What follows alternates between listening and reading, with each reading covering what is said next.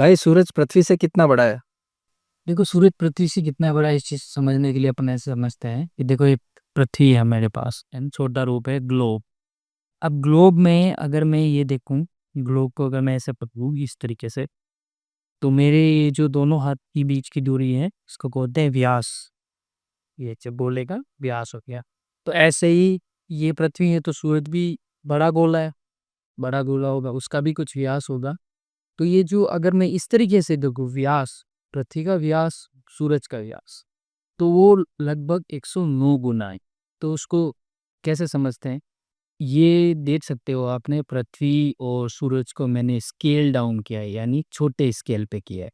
तो यहाँ पे देखो, अर्थ और सन का डायमीटर रेशियो, यानी जो पृथ्वी और सूरज का जो व्यास है उसका अनुपात के अनुसार इसको स्केल डाउन किया।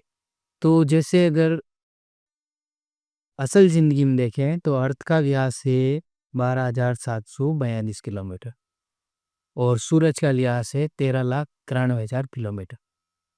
तो अगर मैं इसको छोटा करूं, मान लो स्केल डाउन करूं, और अर्थ के व्यास जो है ना 12,742, इसको मैं छोटा करके इतना कर दी, तो सूरज का व्यास कितना होगा इसी स्केल पे, इतना हो जाएगा। तो अगर मैं मान लो, देखो अगर आप देखो यहाँ पे, ये 0.13 इंच, मतलब 1 इंच से भी बहुत छोटा है।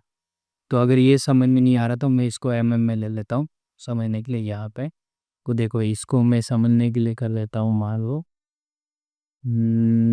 ये देख, अगर मैं अर्थ को ले लेता हूँ, मान लो 5 mm, ये देखो लगभग 5 mm ले, फिक्स 5 mm ले लिया। अर्थ को कितना बोल दिया? 5 mm। यानी हमारी जो 12,742 किलोमीटर की दूरी है उसको 5 mm बोल दिया मैंने। तो अर्थ का ये जो व्यास है ये हो जाएगा 546 m। तो इस तरीके से, तो अगर आप इसको स्केल में देखें तो अर्थ कुछ ऐसी दिखेगी सूरज के सामने, बिल्कुल। सूरज इतना बड़ा है, उसके सामने अर्थ बिल्कुल ऐसी ऐसी दिखेगी। ये देख रहे हो आप, छोटा सा डॉट। तो ये जो डॉट है इसका जो व्यास है, इसके व्यास से जो बड़ा गोला बन रहा है इसका व्यास है 109 गुना, लगभग 109 गुना। अगर आप दोनों को डिवाइड करके देखोगे तो 109 गुना आएगा।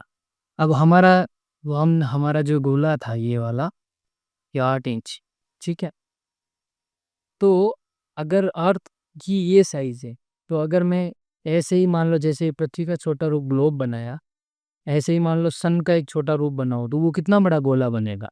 तो उसके लिए अपन यहाँ पे डालते हैं कितना, 8 इंच। तो इसको सिलेक्ट कर लेते हैं इंच में, और मैं इसको कर लेता हूँ अर्थ को 8 इंच। तो देख रहे हो आप, जैसे ही मैंने इसको स्केल जैसे बड़ा बड़ा किया, अब तक तो ठीक था, 1 इंच से भी कम था, तब तक तो दिख रहा था।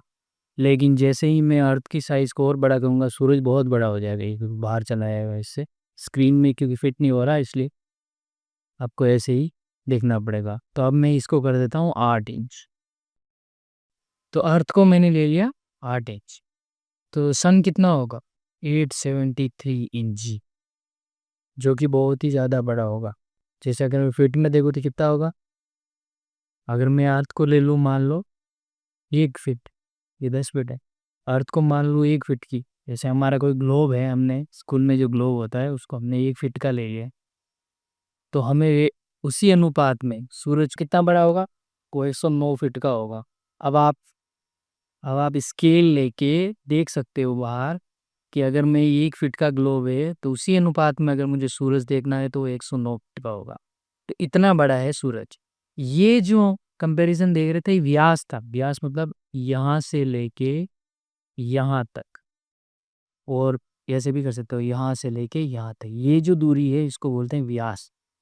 तो अगर अर्थ का व्यास 1 फुट है, तो सन का व्यास कितना होगा? सन भी एक बड़ा गोला है, उसका व्यास होगा 109, लगभग 109 फुट। तो अब आप इमेजिन कर सकते हो, कल्पना कर सकते हो कि सूरज पृथ्वी से कितना गुना बड़ा है। तो आंसर है 109 गुना बड़ा। तो अगर आपको भी स्केल के साथ एक्सपेरिमेंट करके देखना है, अलग अलग जैसे डायमेंशन लेके, मिलीमीटर यूनिट है, जैसे मिलीमीटर हो गया, सेंटीमीटर हो गया, है ना, आप इसको बड़ा छोटा करके देख सकते हो यहाँ पे। तो इसके लिए ये वेबसाइट का लिंक है जो कमेंट सेक्शन में मिल जाएगा आपको, वहाँ से आप मोबाइल के अंदर खोल के मोबाइल को लैंडस्केप मोड में खोलने पे ये कुछ अच्छा दिखेगा इस तरीके से, और आप उसको एडजस्ट करके देख सकते हो।